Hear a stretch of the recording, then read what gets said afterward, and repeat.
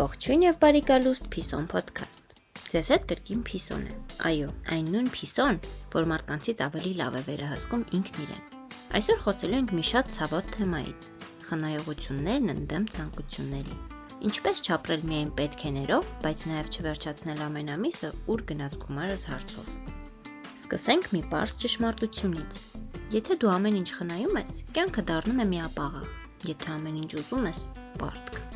Ես օրինակ ուզում եմ օրական 5 պահածո, բայց ինձ անհրաժեշտ է ընդամենը մեկը։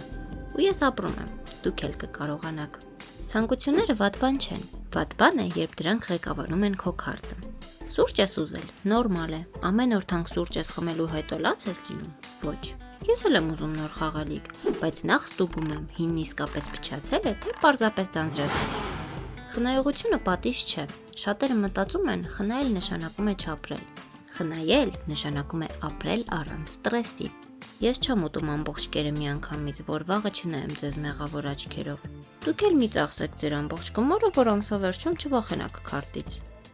Ահա բալանսի գաղտնիքը։ Ցանկությունների համար եւս բյուջե սահմանիր։ Օրինակ, սուրճ ու քաղցր այսքան, հագուստ ու հաճույք այսքան։ Երբ սահմանել երանում է վերջ։ Ոչ թե վերջին անգամ, ոչ թե այս մեկը բացառություն է։ Եթե ինչ-որ բան շատ ես ուզում, մի գնիր հենց հիմա։ Սպասիր 24 ժամ։ Եթե հաջորդ օրը էլի ուզում ես, մտածիր։ Եթե մոռացել ես, ապա շնորհավորում եմ։ Դա պարզապես պահի կմահաճույք էր։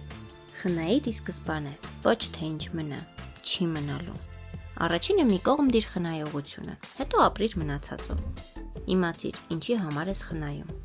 Եթե խնայում ես առանց նպատակի, դա պարզապես տառապանք է։ Բայց եթե գիտես ճամփորդության, հանգստության կամ պարզապես հանգիստ քնելու համար, խնայելը դառնում է իմաստալից։ Բալանսը ամեն ինչ քեզ թույլ տալու կամ ամեն ինչից քեզ զրկելու մասին չէ։ Բալանսը քո որոշումն է, երբ խնայել, երբ ուզել եւ երբ ասել հերիք է։ Եվ վերջապես, եթե կատուն կարող է ընտրել խաղալիք թե վաղվա կեր, դու էլ կարող ես ընտրել ցանկություն թե խնայողություն։ Ձեզ հետ կրկին Փիսոներ։